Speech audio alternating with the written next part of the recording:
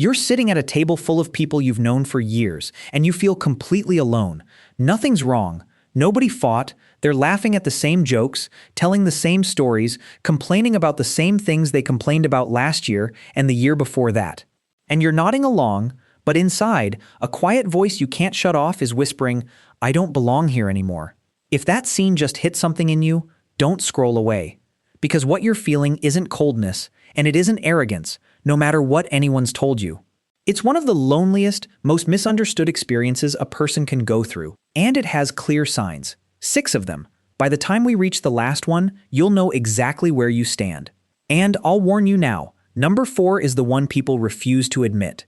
Let's start. Sign 1. Their stories stopped surprising you. There was a time these conversations felt alive. Now you can predict them. You know what he's going to say before he says it. You know exactly how she'll react. The same opinions, the same grudges, the same loop playing on repeat. And here's the uncomfortable truth underneath it. It's not that they got boring. It's that you kept moving and they stayed still. You've had experiences, asked questions, changed your mind about things. Growth changes what fascinates you. And when your curiosity outgrows a room, that room starts to feel very, very small. Sign 2. You've started editing yourself.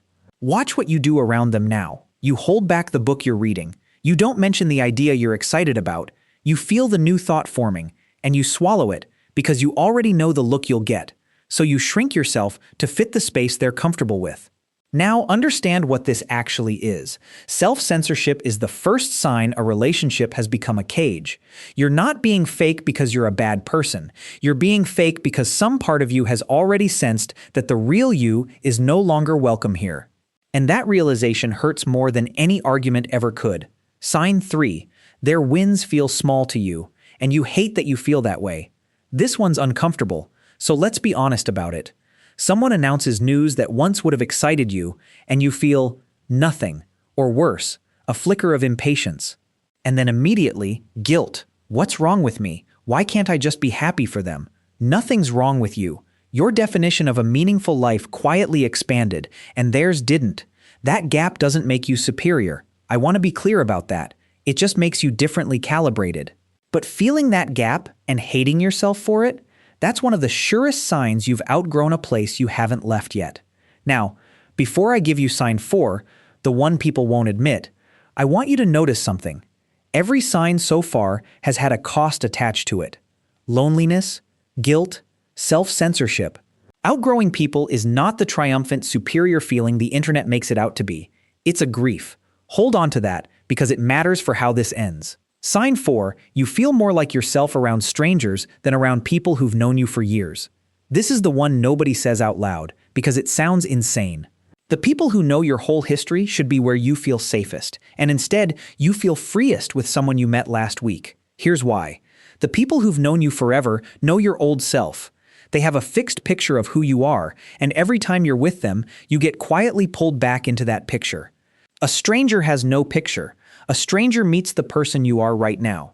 And when you've changed as much as you have, the version of you that a stranger sees feels more true than the version your oldest friends still expect. That's not betrayal, that's evidence. You've become someone new, and the old mirrors can't reflect the new face. Still with me? Good, because the last 2 signs are where this turns from painful into useful. Sign 5, conversations drain you instead of filling you. Pay attention to how you feel after. You used to leave these hangouts lighter. Now you leave tired, like you performed a role for 3 hours. Real connection is supposed to give you energy. When a relationship consistently takes energy and returns none, your body is telling you something your politeness won't let you say. You're not depressed. You're not antisocial. You're spending your limited energy maintaining connections that stopped connecting a long time ago. Sign 6, and this is the one that decides everything. You feel guilty for growing. Here it is, the heaviest one.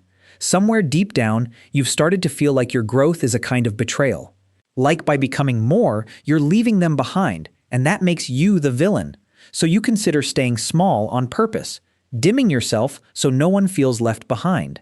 And I need to say this as clearly as I possibly can because it's the whole point of this video.